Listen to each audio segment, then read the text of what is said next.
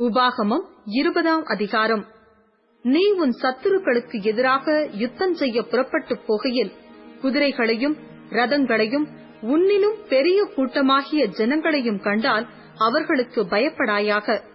உன்னை எகிப்து தேசத்திலிருந்து புறப்பட பண்ணின உன் தேவனாகிய கர்த்தர் உன்னோடே இருக்கிறார்.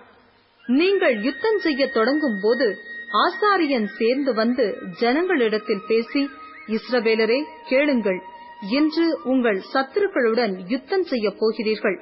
உங்கள் இருதயம் துவள வேண்டாம். நீங்கள் அவர்களை பார்த்து பயப்படவும் கலங்கவும் தத்தளிக்கவும் வேண்டாம். உங்களுக்காக உங்கள் சத்துருக்களோட யுத்தம் பண்ணவும் உங்களை ரட்சிக்கவும் உங்களோட கூட போகிறவர் உங்கள் தேவனாகிய கர்த்தர் என்று சொல்ல வேண்டும். அன்றியும் அதிபதிகள் ஜனங்களை நோக்கி, புது வீட்டை கட்டி அதை பிரதிஷ்டை பண்ணாதிருக்கிறவன் எவனோ அவன் தன் வீட்டுக்கு திரும்பி போக கடவன். அவன் யுத்தத்திலே செத்தால் வேறொருவன் அதை பிரதிஷ்டை பண்ண வேண்டியதாகும்.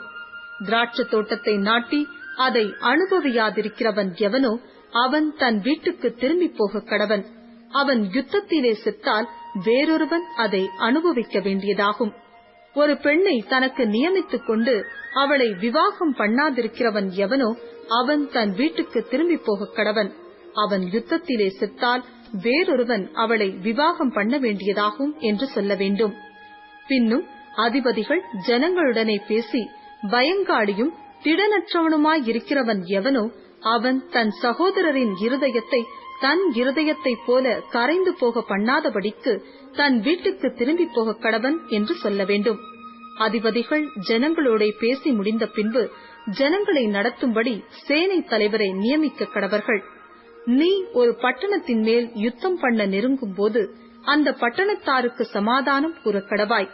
அவர்கள் உனக்கு சமாதானமான உத்தரவு கொடுத்து வாசலை திறந்தால் அதிலுள்ள ஜனங்கள் எல்லாரும் உனக்கு பகுதி கட்டுகிறவர்களாகி உனக்கு ஊழியம் செய்ய கடவர்கள்.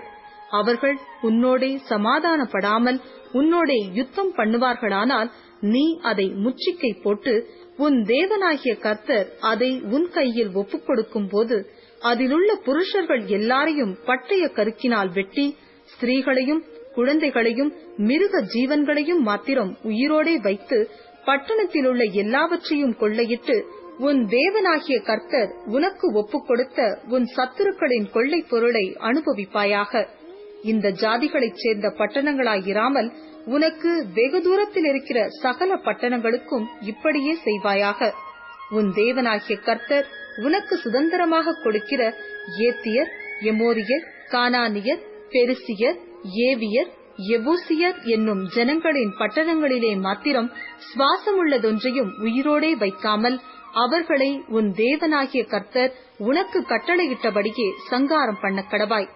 அவர்கள் தங்கள் தேவர்களுக்கு செய்கிற தங்களுடைய சகல அருவருப்புகளின்படியே நீங்களும் செய்ய உங்களுக்கு கற்றுக்கொடாமலும் நீங்கள் உங்கள் தேவனாகிய கர்த்தருக்கு விரோதமாய் பாவம் செய்யாமலும் இருக்கும்படி இப்படி செய்ய வேண்டும். நீ ஒரு பட்டணத்தின் மேல் யுத்தம் பண்ணி அதை பிடிக்க அநேக நாள் அதை முச்சிக்கை போட்டிருக்கும் போது நீ கோடரியை ஓங்கி அதன் மரங்களை வெட்டி சேதம் பண்ணாயாக. அவைகளின் கனியை நீ புசிக்கலாமே. ஆகையால் உனக்கு கொத்தளத்திற்கு உதவும் என்று அவைகளை வெட்டாயாக. வெளியின் விருட்சங்கள் மனுஷருடைய ஜீவனத்துக்கானவைகள். புசிக்கிறதற்கேற்ற கனி கொடாத மரம் என்று நீ அறிந்திருக்கிற மரங்களை மாத்திரம் வெட்டி அடித்து உன்னோடு யுத்தம் பண்ணுகிற பட்டணம் பிடிபடும் மட்டும் அதற்கு எதிராக கொத்தளம் போடலாம்.